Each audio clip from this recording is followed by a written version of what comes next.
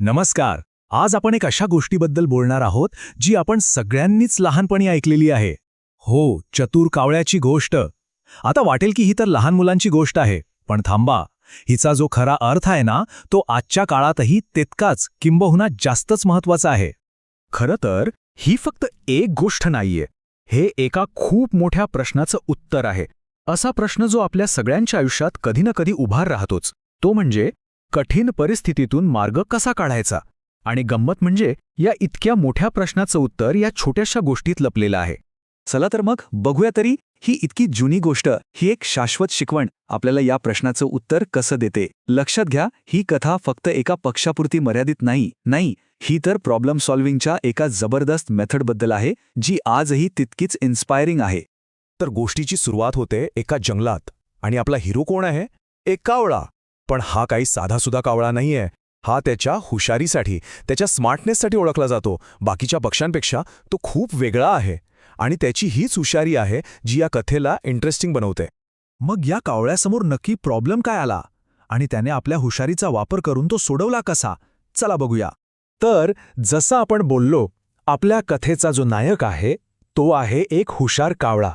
त्याची बुद्धी, त्याचा स्मार्टनेस हाच या कथेचा खरा गाभा आहे. तो फक्त एक नॉर्मल पक्षी नाहीये. तो असा आहे जो सिच्युएशन बघतो, तिला ऑब्झर्व्ह करतो आणि मग विचार करतो.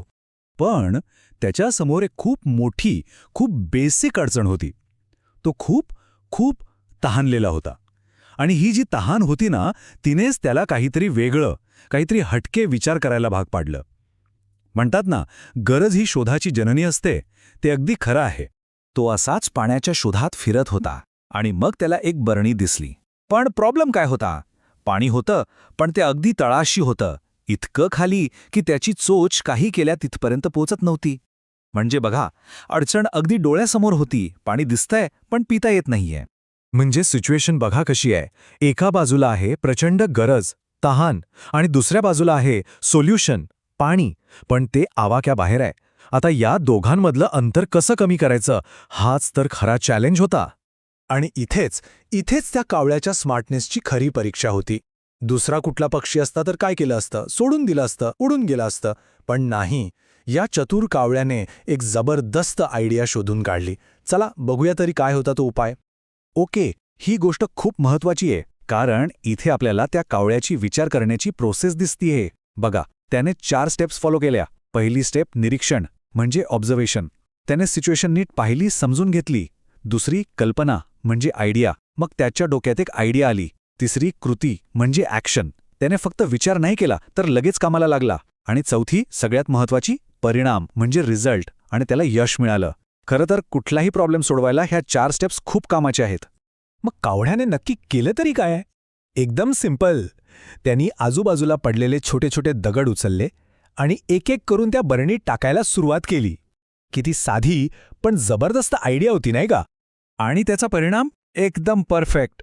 जसा जसा एक एक दगड आत जात होता तशी तशी पाण्याची लेव्हल हळूहळू वर येत होती. आणि शेवटी पाणी इतकं वर आलं की कावळ्याने आरामात पाणी प्यायलं.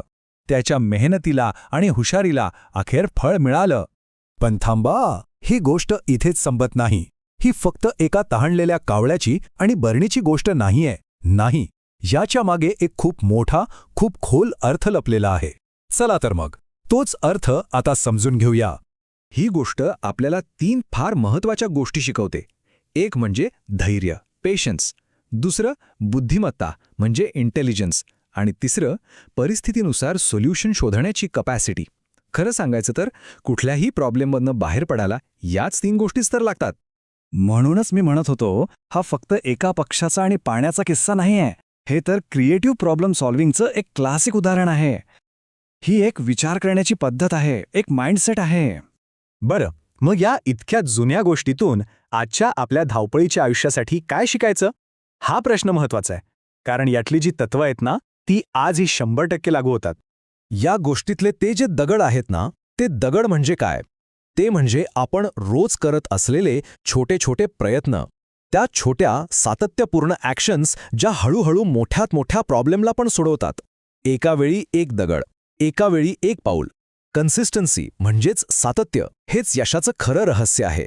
आणि हे सगळं आपल्याला एका महत्त्वाच्या प्रश्नापर्यंत आणून सोडतं. एक प्रश्न जो प्रत्येकाने स्वतःला विचारायला हवा. आपल्या ध्येयापर्यंत पोहोचण्यासाठी ते छोटे छोटे दगड कोणते आहेत? अशा कोणत्या छोट्या गोष्टी आहेत जे सातत्याने केल्या तर मोठा फरक पडू शकतो? यावर विचार करायला हवा.